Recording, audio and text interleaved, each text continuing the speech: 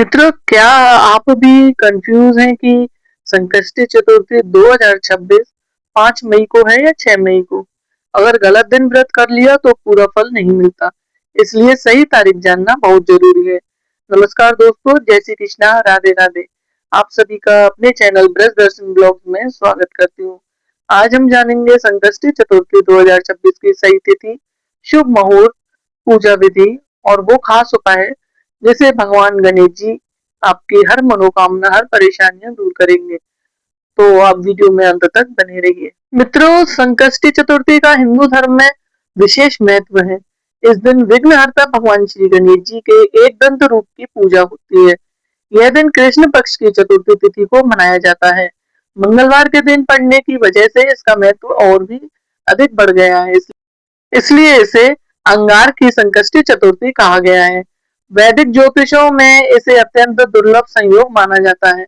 इस दिन विधि विधान के साथ भगवान गणेश जी की और हनुमान जी की भी पूजा करने से मंगल दोष दूर होता है और जीवन से सभी संकट समाप्त हो जाते हैं। तो आइए जानते हैं इस बार एक दंत संकष्टी चतुर्थी कब मनाई जाएगी और इस दिन क्या उपाय करने चाहिए। वैदिक पंचांग के अनुसार संकष्टी चतुर्थी के व्रत ज्येष्ठ माह के कृष्ण पक्ष की चतुर्थी तिथि को रखा जाएगा। चतुर्थी तिथि 5 मई सुबह 5:25 से शुरू होकर 6 मई को सुबह 7:52 तक रहेगी और ऐसे में उदया तिथि को देखते हुए संकष्टी चतुर्थी 5 मई को ही मनाई जाएगी। इस दिन अभिजीत मुहूर्त में पूजा करना शुभ रहेगा। अभिजीत मुहूर्त दोपहर 11:51 से 12:45 तक रहेगा। इतना दुर्लभ संयोग बन रहा है कि इसके साथ इस दिन बुढ़वा मंगल का भी उत्तम संयोग है। तो पहला बुढ़वा मंगल इस दिन मंगलवार को मनाया जाएगा। इस दिन विघ्नहर्ता भगवान गणेश जी और संकट मोचन हनुमान जी की पूजा करने से जीवन से सभी बाधाएं दूर हो जाएंगी। अंगार की संकष्टी चतुर्थी के दिन गणेश जी को सिंदूर चढ़ाएं।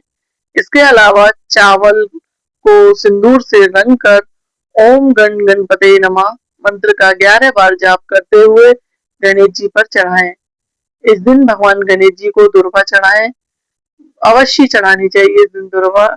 इस उपाय को करने से जीवन में कष्ट दूर हो जाते हैं और मनोकामनाएं पूर्ण होती हैं। इस दिन गणेश जी के साथ हनुमान जी की भी पूजा करना विशेष लाभकारी रहेगा।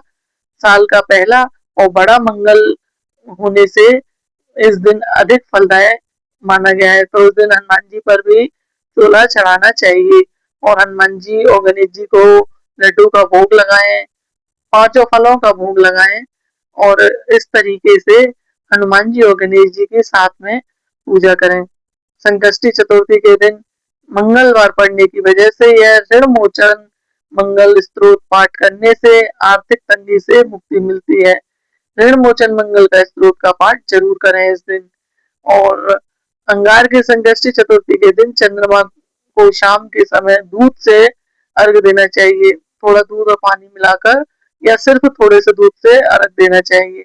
इस दिन गणेश जी के 12 नाम का पाठ करने से हर प्रकार की बाधाओं से मुक्ति मिलती है।